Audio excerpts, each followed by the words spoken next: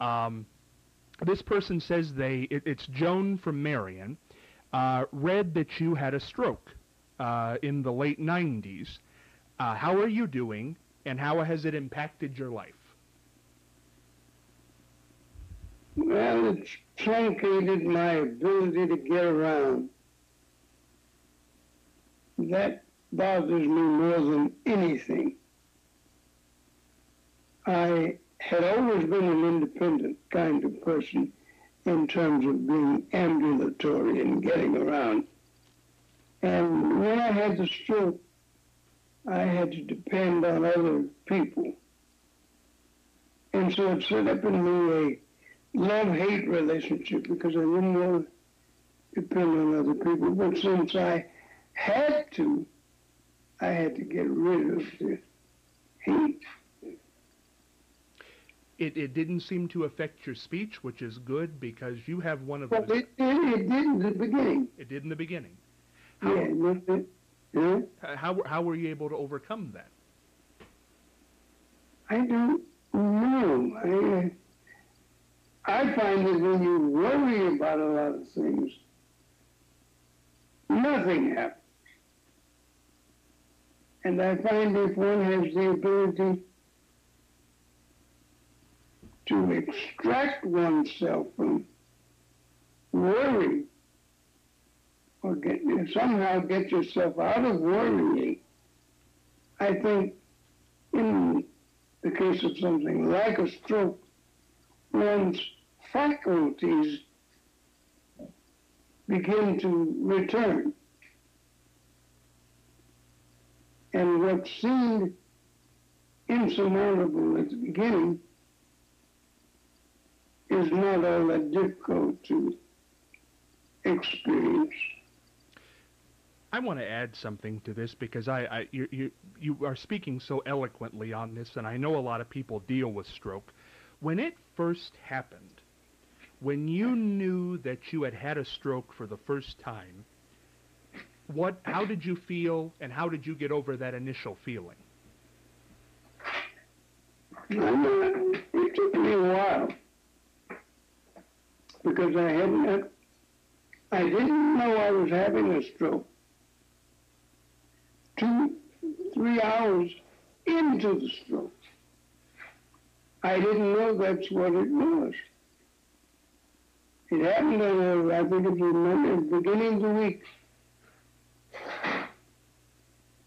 when I would normally take my daughter to school, my daughter Rachel.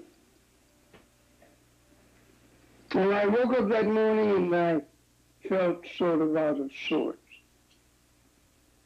And I didn't know what was happening, but I went on and did my normal chores. I took her to school, and then I came back and went down to Disney, the lot that I was working on. And I went upstairs to my dressing room. We had a early call, and we were to do 2 scenes when I got there. I got there, and the first thing that happened was I fell on the floor. Nothing unusual about that. Wow.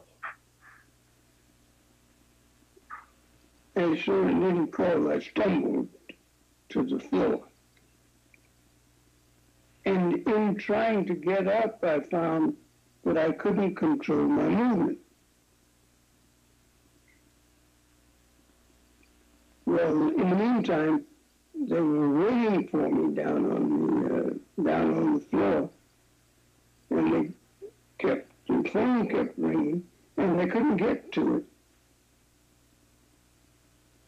Well, finally they came upstairs and said, "Guillaume, Robert, are you all right?" And I said, "No, I'm not all right." Well, they opened the door and came in and found me on the floor. And after floundering about, they called my doctor. And he assumed that from the symptoms they'd given him that I was probably having a stroke. Well, and he suggested that they get me directly over to the hospital, and we were just a short distance from St. Joseph's. We were a short distance from St. Joseph's Hospital, and we went there. And sure enough, it was panning out that my doctor's assessment was correct. But they hooked me up and began to examine me and so forth and so on. When you came home or had finished having the stroke, what condition were you in? When I came home? Or in the hospital? When I finally did get back home, because I went to St. Joseph's Hospital, and that began a 2-week stay in 2 hospitals. And I didn't get back home until those 2 weeks were up, because they were busy checking me and giving me tests and that sort of thing. And I was in reasonably good shape. Do you fear another stroke?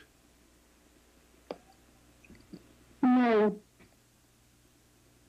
No, I've been taking what I think is good care of myself, and I'm on medication. And it's been 14 years.